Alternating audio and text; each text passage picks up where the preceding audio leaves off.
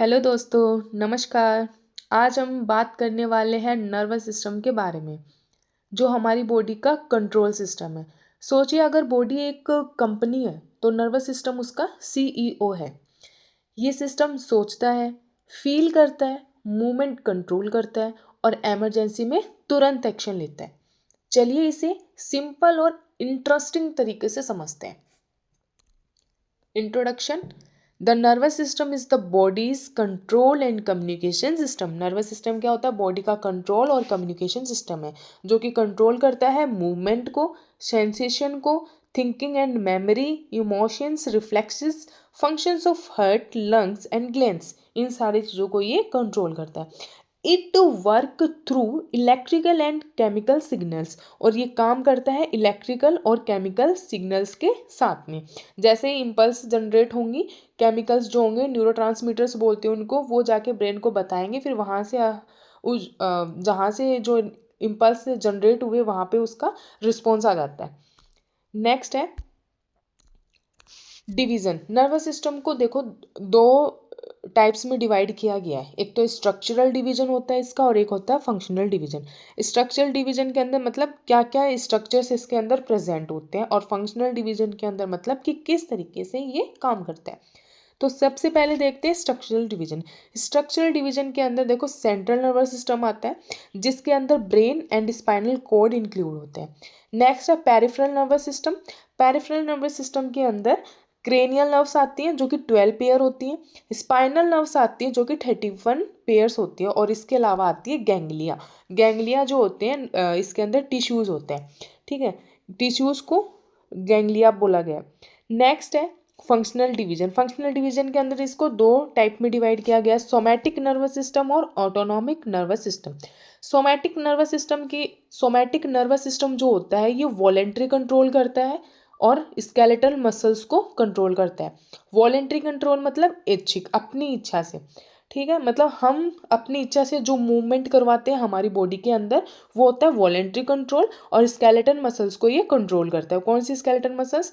जो वॉलेंट्री होती है। ठीक है, नेक्स्ट है autonomic nervous system. Autonomic nervous system जो होता है, ये इनवॉलेंट्री कंट्रोल करता है, मतलब जो हमें हमारी बॉडी के अंदर जो और भी इनवॉलेंट्री मूवमेंट्स होते हैं, उनको कंट्रोल कौन करता है? Autonomic nervous system. इसके अलावा ये हार्ट, ग्लैंड, स्मूथ मसल्स, इनको कंट्रोल करता है, जो कि हम हमारी इच्छा से नहीं करते। ये काम कौन करवाता है? ब्रेन करवाता है। फिर एएनएस को फर्दर डिवाइड किया गया है सिंपैथेटिक और पैरासिम्पैथेटिक के अंदर। सिंपैथेटिक जो होता है, ये फाइट और फ्लाइट्स के लिए होता है, और पैरासिम्पैथेटिक जो होता है, ये रेस्ट और डाइजेस्ट के लिए होता है। ये सारी चीज़ें मैं आपको नेक्स्ट वीडियो में एक एक करके एक्सप्लेन करूँगी। फिर ये दिया है सेंट्रल नर्वस सिस्टम, और ये इधर है पेरिफेरल नर्वस सिस्टम। इनके अंदर बताया गया सेंट्रल नर्वस सिस्टम के अंदर ब्रेन है, जिसके अंदर सेरेब्रम, सेरेबेलम, स्पाइनल कॉर्ड, ये ब्रेन के पार्ट होते हैं। स्पाइनल कॉर्ड के अंदर नर्व्स, पाया मैटर, एराकिनोइड मैटर, ड्यूरा मैटर, ये क्या होती है? लेयर होती है, ब्रेन की लेयर होती है, जिन्हें मेनिंजेस कहा गया है, और ये स्पाइनल कॉर्ड को भी कवर करके रखती हैं। ठीक है, पेरिफेरल नर्वस सिस्टम जो होती है, जो गैंग्लियंस होते हैं, जो नर्व्स होते हैं, वो पूरी बॉडी के अंदर जो नर्व्स फैली रहती है, वो होते हैं। अब नेक्स्ट बात करते हैं न्यूरॉन की। न्यूरॉन एक इसका नर्वस सिस्टम की जो होती है स्ट्रक्चरल और फंक्शनल यूनिट होती है। ठीक है, इसके स्ट्रक्चर की अगर हम बात करें तो न्यूरॉन का डायग्राम इस तरीके से है।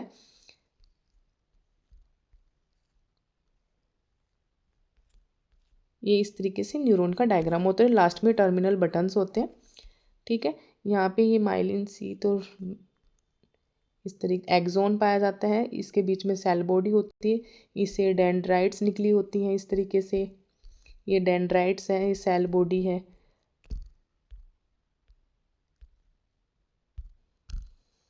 देखो, स्ट्रक्चर की बात करें न्यूरॉन, ये पूरा स्ट्रक्चर जो है, ये न्यूरॉन है। ठीक है, ये स्ट्रक्चर किसका है? न्यूरॉन का।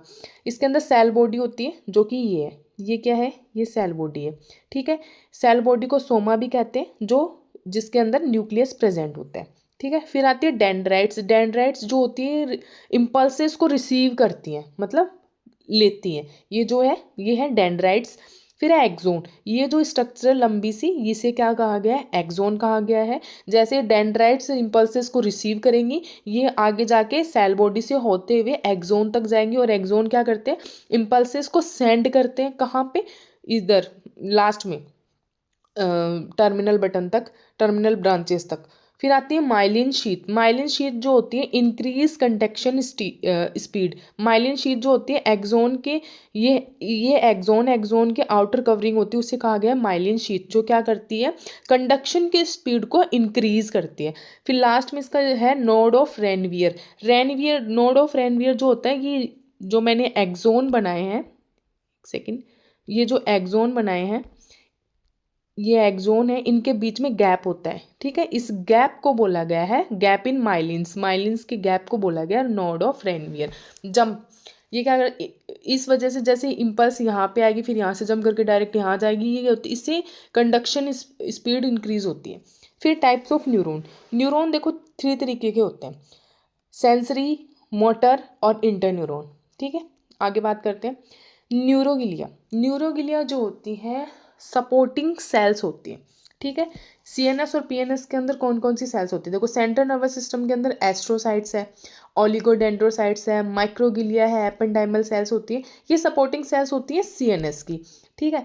पीएनएस की, पेरिफेरल नर्वस सिस्टम की सपोर्टिंग सेल्स होती है सचुआन सेल्स और satellite sales. Clear.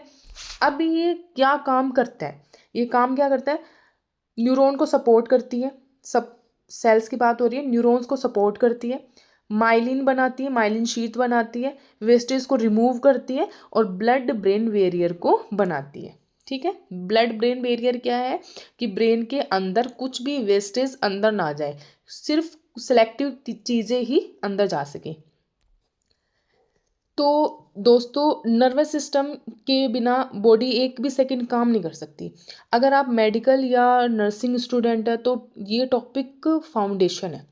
Video helpful लगा हो तो लाइक करें, शेयर करें और चैनल को सब्सक्राइब ज़रूर करें। मिलते हैं नेक्स्ट पावरफुल मेडिकल टॉपिक के साथ, जो कि अब मैं आपको नेक्स्ट बताऊंगी ब्रेन के बारे में। Thank you.